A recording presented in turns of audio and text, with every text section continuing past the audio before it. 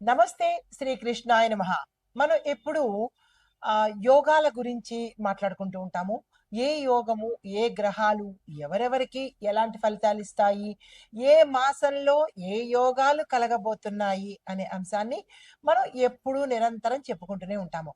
అయితే మనకి ఈ ఆగస్టు 13 తర్వాత నుంచి సెప్టెంబరు ఒక 2, 3 నెలల వరకు శని భగవానుడు విశేషమైన యోగాన్ని కలగజేయబోతున్నాడు. అయితే మనకి శని భగవానుడు అంటేనే కొంతమందికి భయము, కొంతమందికి భక్తి, కొంతమందికి మిశ్రమంగా ఉంటుంటుంది. అమ్మో! ఎందుకొచ్చిన గొడవ ఆయనతో పెట్టుకోవడం అన్నట్టుగా ఉంటారు. అయితే శని భగవానుడు అత్యంత మహిమాన్వితుడు. దీంతో పాటు ఈ శని భగవానుడు కర్మ ప్రదాత అంటారు.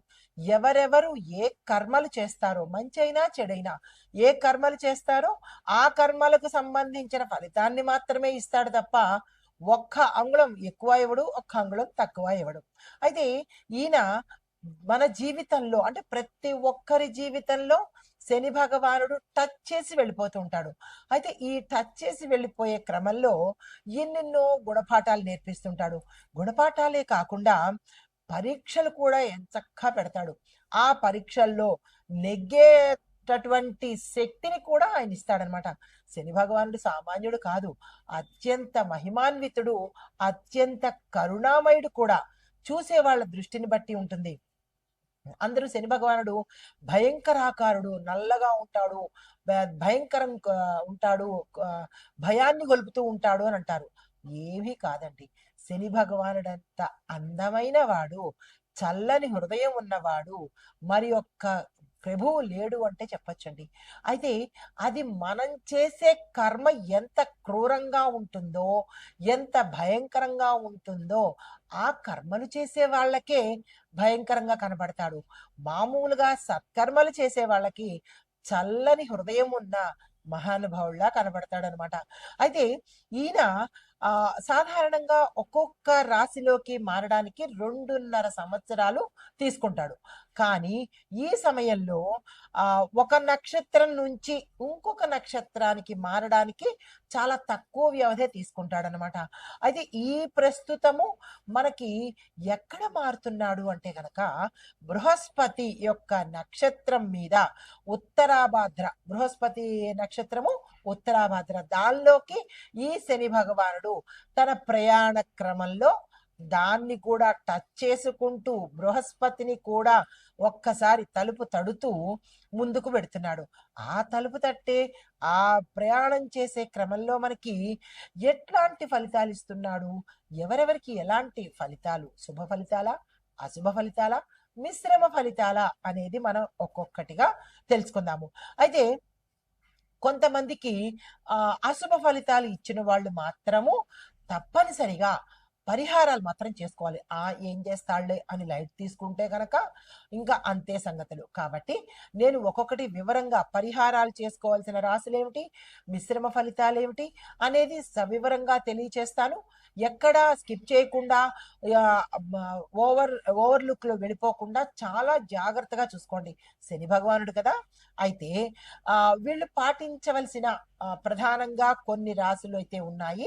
ఆ రాశులు వాళ్ళు పాటించవలసిన నియమ నిబంధనలు ఏంటి, ఎలా పూజించాలి, ఏ సమయంలో పూజించాలి అనే అంశాలను సవివరంగా మీకు తెలియచేస్తాను.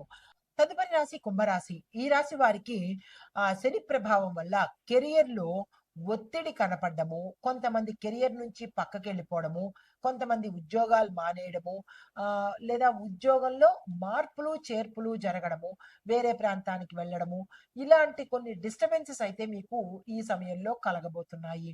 అయితే వ్యాపారస్తులకు కూడా తత్సమానమైన ఫలితాలే కనబడుతున్నాయి.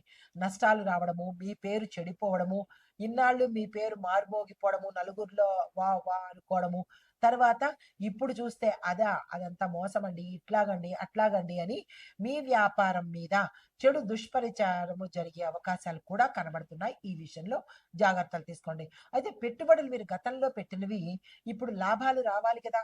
ఆ లాభాలు రావడానికి చాలా ఇబ్బంది పడాల్సిన సమయంతో పాటు కొన్ని లాభాలు రాకుండానే మధ్యలోనే మాయమయ్యే పరిస్థితి కనబడుతోంది. ఈ విషయంలో ఎక్కడ జరుగుతోంది తప్పు అనేది చూసుకునే ప్రయత్నం చేసుకోండి. అయితే మిత్రులతో అపార్థాలు రావడము, భార్యాభర్తల మధ్య కానీ, లేదా ఇల్లీగల్ కాంటాక్ట్స్ మధ్య కానీ, లేదా థర్డ్ పార్టీ, ఫోర్త్ పార్టీ ఇలా పార్టీల మధ్య కానీ కొన్ని కొన్ని గొడవలు, ఇబ్బందులు జరగడము, నువ్వెంత అని అనుకోవడము, విడిపోవడము ఇలాంటివి జరిగే అవకాశాలు ఎక్కువ కనబడుతున్నాయి. ఇది దంపతుల మధ్య జరిగినట్టయితే అన్నదమ్ములతోనూ, మీ యొక్క కుటుంబ సభ్యులతోనూ కూడా ఇటువంటి ఇబ్బందులే తల ఎత్తేటట్టుగా కనబడుతోంది. ఈ విషయంలో జాగ్రత్తలు తీసుకోండి. అయితే ఆరోగ్యపరంగా చూసుకున్నట్టయితే కనుక కంటికి సంబంధించిన సమస్యలు కానీ, ఆపరేషన్స్ కానీ అయ్యే అవకాశాలు ఎక్కువ కనబడుతున్నాయి. ఆ విషయంలో జాగ్రత్తలు తీసుకోండి. మీకు చెప్పదగిన పరిహారము శనివారం రోజు నల్ల నువ్వులను, నల్లని బట్టలను దానంగా ఇచ్చినట్టయితే మీ యథాశక్తి స్తోమత కలిగిన వాళ్ళు ఎక్కువ ఇచ్చుకోండి. స్తోమత లేని వాళ్ళు తక్కువ శాతంలోనే అక్కడ భక్తి శక్తి ప్రధానం కానీ మీరు లారీలు టన్నులు ఇస్తున్నారా అనే అంశము వృధా. మీ శక్తికి తగ్గట్టు ఇచ్చుకునే ప్రయత్నం చేసుకోండి. ఆ దానాలు ఇచ్చేటప్పుడు సెల్ఫీలు కానీ రీల్స్ కానీ తీసుకుని చేసినట్టయితే అది నిష్ఫలము, ఉపయోగం లేదు. తరువాత హనుమాన్ చాలీసాని పఠించడంతో పాటు ఆంజనేయ స్వామి వారి ఆలయ దర్శనం చేసుకోండి.